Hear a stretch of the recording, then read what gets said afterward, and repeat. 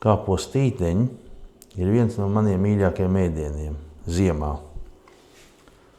Bet to var gatavot arī visu cauri gadu, tāpēc, ka kāposti ir pieejami jebkurā sezonā.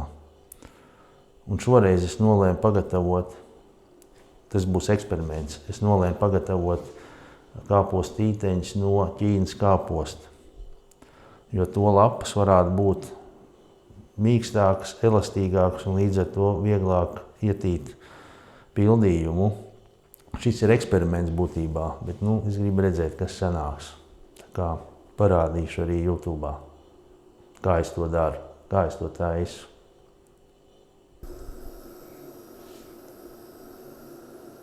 Novāru rīsus līdz stadijai pusgatavs vai nedaudz vairāk, ko pēc tam pievienošu gaļai. Sagriežu sīpolu, ko es pēc tam apcepšu un pielikšu klāt maltās gaļas masai.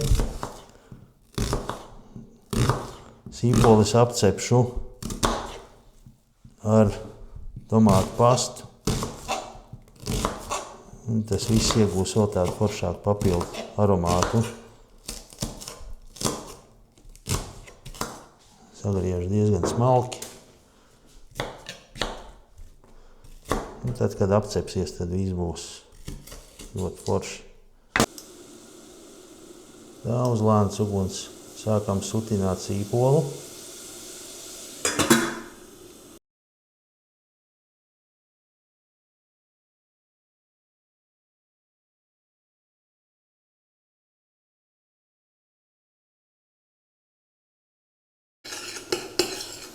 Tā, pielieku tomātu pastu,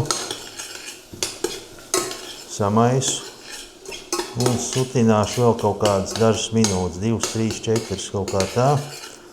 Tomātu pastu man patīk pielikt to, kas ir dubultā koncentrācija.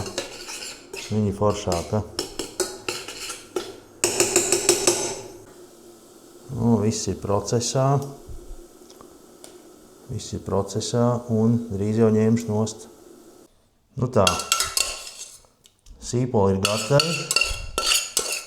Es tos izņemšu un atdzesēšu pilnībā. Tā, kamēr dziest, viss tas, kas mums ir uzvārīti rīsi, apceptie sīpoli, tikmēr es notīrīšu un sakapāšu petersīļus. Man patīk viņus pielikt klāt. Piedod ļoti labu foršu garšu. Ziniet, es esmu sapratis, ka gan kāpostu tīteņos, gan, piemēram, arī pelmeņos pats galvenais jau ir tas pildījums. Jo pats kāposts, pa lielam, kādu garšu viņš tur dod, tādu dod. Tad sakapājam diezgan smalki petersīļus. Man nav tādas konkrētas porcijas, cik daudz tur likt klāt. Es būtībā jau tikai tagad taisu tās savas ēdienkartes variācijas. Esmu tādos kā eksperimentos un meklējumos. Neesmu vēl tos gramus nekur tur atmērījis un tā. Uz puskilogramu būtībā. To es pielikšu te klāt. Tiem sīpoliem. Uz puskilogramu gaļas es to visu taisu. Te jau ir pielikts sāls, pipari, melis un nelī. Lieku klāt rīsus.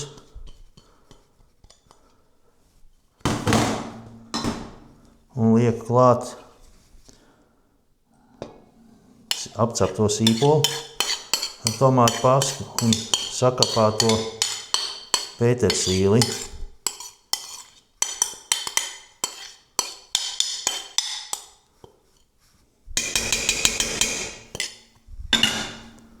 Masa ir gatava, samīcīta. Es pielieju apmēram 1 krūzu ūdens tajā, lai to padarītu mazliet buljonīgāku. Tad, kad tas būs gatavs. Tagad es uzlikšu pārtikas plēvi un nolikšu šo visu uz kādu laiku leduskapī, kamēr mēs ķersimies klāt nākamajam etapam, kas būs kāpostu lapu sagatavošana.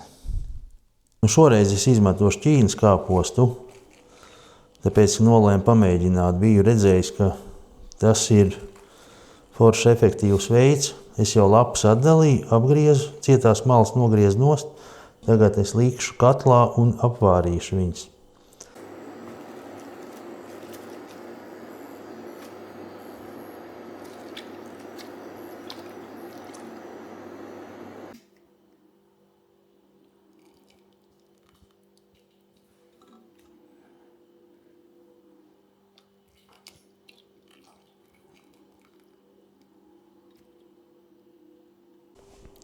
Nu tā, viss mums ir atdzisis, lapas ir atdzisušas un ir elastīgas, arī tas cietais, tā cietā daļa.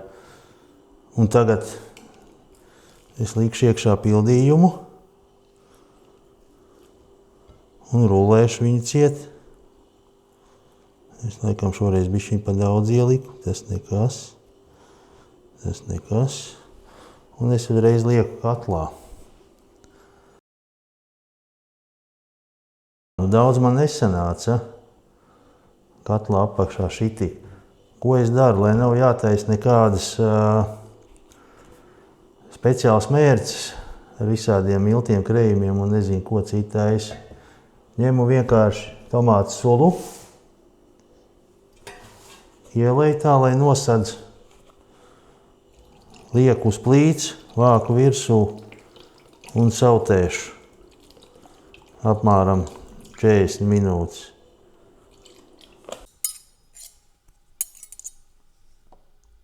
Nu, lūk, kāda sanāca šie te kāpostīteņi no Ķīnas kāposta. Pārgriezīsim uz pusēm. Lūk, kāda ir iekša. Manuprāt, būs ļoti labi.